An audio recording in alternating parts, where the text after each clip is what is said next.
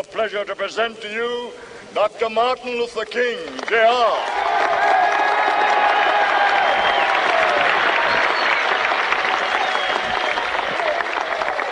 I am happy to join with you today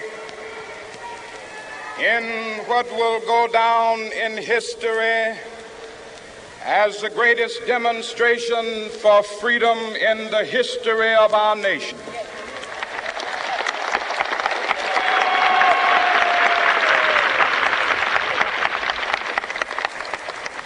Five score years ago,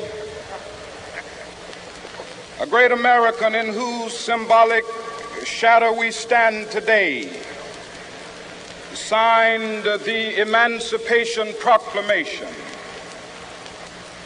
This momentous decree came as a great beacon light of hope to millions of Negro slaves who had been seared in the flames of withering injustice.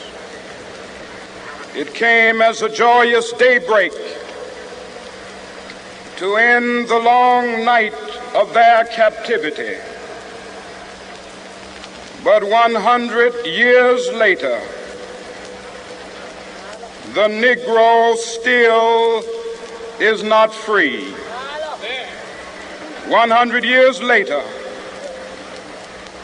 the life of the Negro is still sadly crippled by the manacles of segregation and the chains of discrimination. 100 years later, the Negro lives on a lonely island of poverty. I have a dream that one day this nation will rise up and live out the true meaning of its creed.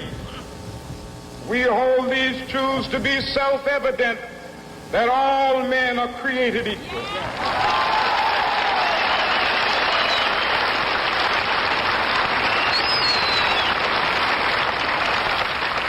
I have a dream that one day on the red hills of Georgia, the sons of former slaves and the sons of former slave owners will they be able to sit down together at the table of brotherhood. I have a dream that one day,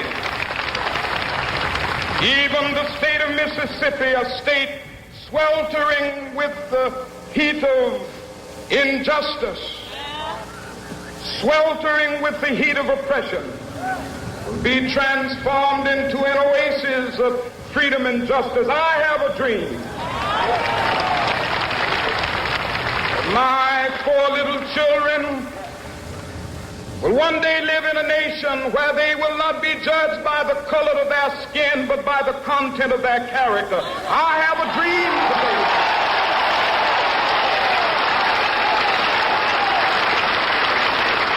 I have a dream that one day, down in Alabama, with its vicious racists, with its governor having his lips dripping with the words of interposition and nullification.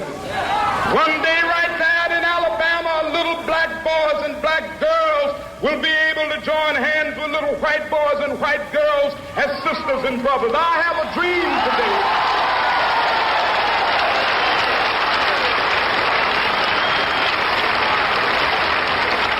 I have a dream that one day every valley shall be exalted, and every hill and mountain shall be made low. The rough places will be made plain, and the crooked places will be made straight, and the glory of the Lord shall be revealed, and all flesh shall see it together.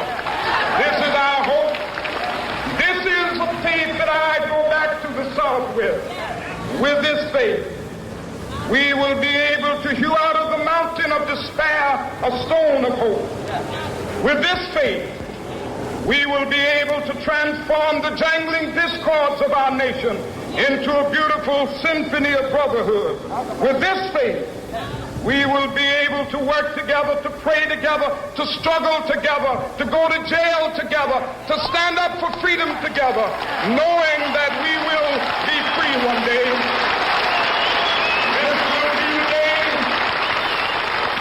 This will be the day when all of God be able to sing with new meaning, my country, tears of thee. Sweet land of liberty, of thee I sing. Land where my fathers died, land of the pilgrim's pride. From every mountainside, let freedom ring. And if America is to be a great nation, this must become true. And so let freedom ring.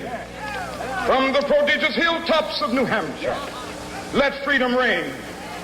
From the mighty mountains of New York, let freedom ring. From the heightening Alleghenies of Pennsylvania, let freedom ring. From the snow-capped Rockies of Colorado, let freedom ring. From the curvaceous slopes of California. But not only that, let freedom ring from Stone Mountain of Georgia. Let freedom ring from Lookout Mountain of Tennessee. Let freedom ring from every hill and molehill of Mississippi, from every mountainside. Let freedom ring, and when it happens, when we allow freedom ring, when we let it ring from every village and every hamlet, from every state and every city, we will be able to speed up that day when all of God's children, black men and white men, Jews and Gentiles, Protestants and Catholics, will be able to join hands and sing in the words of the old Negro spiritual, free at last.